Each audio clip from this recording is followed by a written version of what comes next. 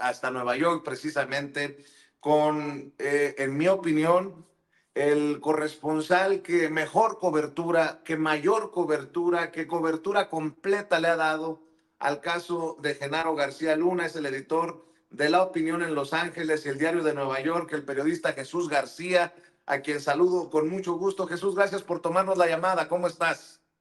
¿Qué tal, Vicente? No, muchísimas gracias a ti. Pues una disculpa, sé que había prometido video, pero tuve que moverme urgentemente, pero aquí estoy. Un gusto.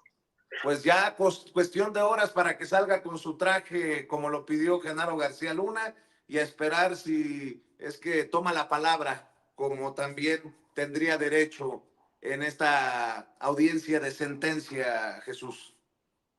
Así es, pues bueno, vimos ya esa carta también, pero hay que recordar que, bueno, para que la gente tenga el contexto, tu audiencia tenga el contexto, que, bueno, todas las personas que están acusadas reciben una sentencia, pues también tienen el derecho de hacer una petición de cómo pueden recibir la sentencia, cómo pueden estar vestidos. Lo vimos incluso con el Chapo Guzmán.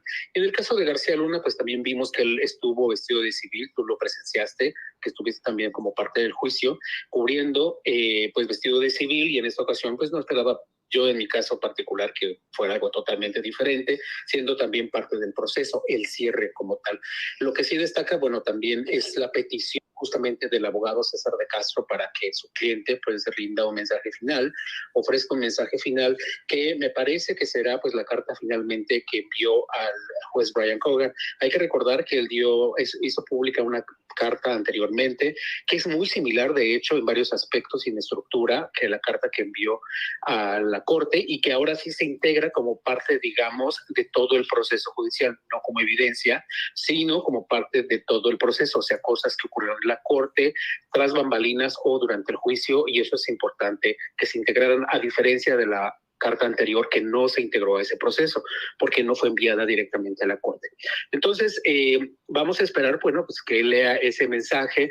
También hay que recordar que de algunos casos los fiscales sacan un último as bajo la manga y tienen a veces un testigo adicional o un personaje que da un mensaje final, además de los fiscales, sobre lo que está ocurriendo, o puede ser alguna víctima, alguna persona que se considere víctima, o un testigo que no se integró finalmente en el proceso.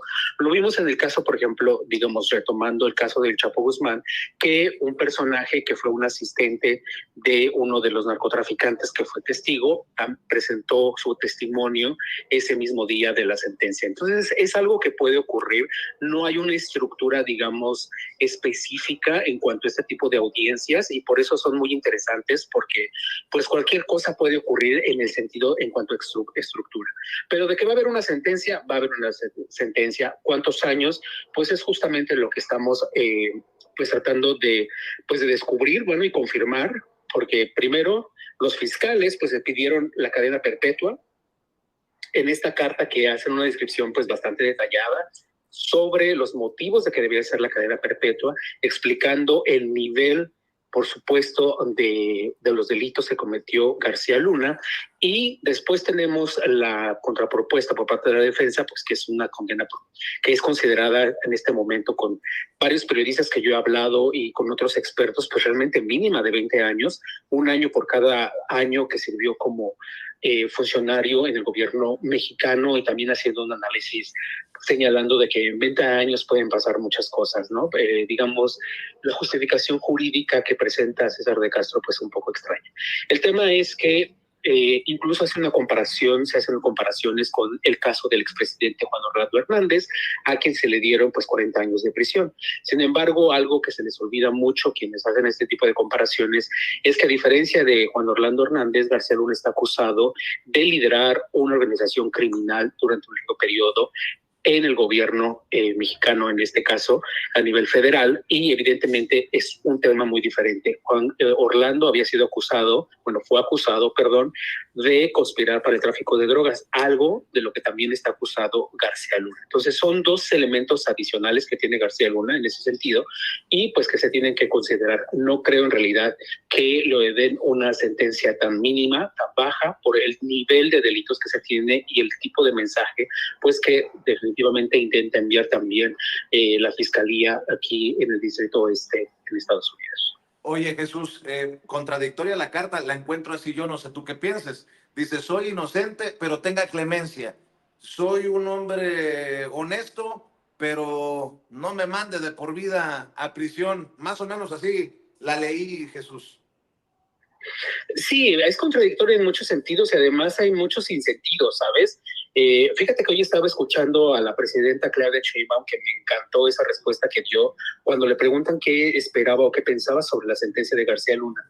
Y uno de los cuestionamientos que ella hace y que yo incluso he establecido, ¿qué tiene que ver la reforma judicial con este proceso? O sea, ¿en qué, cuál es el momento, o sea, por qué él trata de inmiscuirse en este proceso en México? No tiene nada que ver con él, pero sí se remarca mucho justamente los delitos que cometió y por supuesto pues la complicación que se dio para el crimen organizado para estar como está hasta estos momentos. Esas contradicciones que señalas se pueden sumar a otras. Por ejemplo, hay una cosa que también los defensores dicen, bueno, incluso la defensa ha señalado, las personas que rindieron testimonio en contra de García Luna son criminales. ¿Y cómo es que les vamos a creer a criminales? Bueno, está bien, vamos a ponerlo sobre la mesa y considerar su argumento. Pero entonces, ¿por qué Genaro García Luna recibe cartas de criminales que son sus alumnos en la prisión donde se encuentra y las avala como argumentos válidos en su defensa?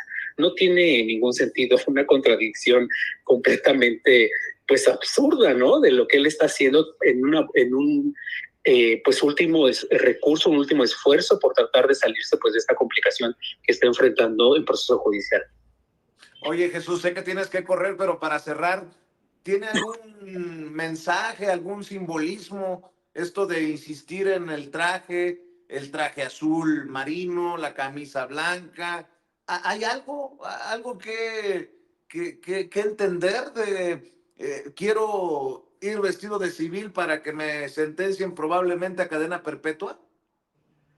No, como comentaba en un principio, esto es muy común y de hecho es muy interesante porque la forma en que se visten las personas que son acusadas, pues obviamente se ve real. Lo que buscan es como no enviar ese mensaje de que son unos criminales porque no se les ve obviamente en este caso con el traje caqui, que es el uniforme que se tiene en la prisión donde él está recluido. Y también recordar nuevamente, pues él estuvo vestido de civil prácticamente todo el proceso y con trajes grises, oscuros, incluso azul, oscuros. Entonces, no le veo mucha diferencia, la verdad. No, a mí no me sorprende que haya hecho esa petición, me parece algo natural. Hay que recordar, por ejemplo, que en el caso del Chapo Guzmán, incluso él se dio, digamos, se arriesgó, ¿no? Por así decirlo, de cómo iba vestido, como en esta audiencia en la que llegó vestido exactamente igual que su esposa Emma Coronel, ¿no? Vestidos con este blazer color como violeta, ¿no? Que llamó muchísimo la atención en esa audiencia. Entonces, son cosas que ellos, digamos, la corte no le importa mucho en ese sentido. Pero por supuesto, el hecho de que él reciba sentencia vestido de civil, pues prácticamente de traje, ¿no? De una forma, pues puede ser muy formal, pues obviamente buscando enviar un mensaje. Hay que recordar también que como no se permiten fotografías en el tribunal, pues las dibujantes en este caso que hay en el tribunal, pues obviamente marcarán eso históricamente y esa es la imagen que se estará distribuyendo, a diferencia de verlo a él, pues con un traje de recluso, aunque pues finalmente será el que vista después de la audiencia del día de hoy. Me imagino que eres uno de los primeros en la lista, mi querido Jesús. ¿Cómo para qué hora crees que se resuelva esto? No pretendo que tengas una bolita mágica, pero ¿qué piensas? ¿Se alargará esto o como a qué horas se determinará? Mira, tomando en consideración otras audiencias de este tipo en las que he estado, mínimo se llevará entre 30 a 40 minutos por el proceso que he explicado. Es decir, los fiscales tienen que decir un mensaje, también la defensa puede decir algo, el juez tiene que leer, digamos, la decisión de cómo se va a evaluar justamente la sentencia, luego García Luna puede hablar, no sabemos si los fiscales van a llevar a alguien a más, etcétera. Entonces, entre esto, pues por lo menos media hora, entonces empieza a 4:30, 5 de la tarde de Nueva York, mínimo estaríamos viendo ya la sentencia. Te mando un abrazo, Jesús García. Gracias por enlazarte con nosotros. Éxito en la cobertura. Muchas gracias, un gusto. es periodista y editor de La Opinión en Los Ángeles y del Diario de Nueva York. Jesús García, la figura periodística que creo merece todo el reconocimiento por la cobertura tan puntual que le ha dado, es mi opinión, a este caso y a otros como el de Joaquín Guzmán lo era el Chapo. Y déjeme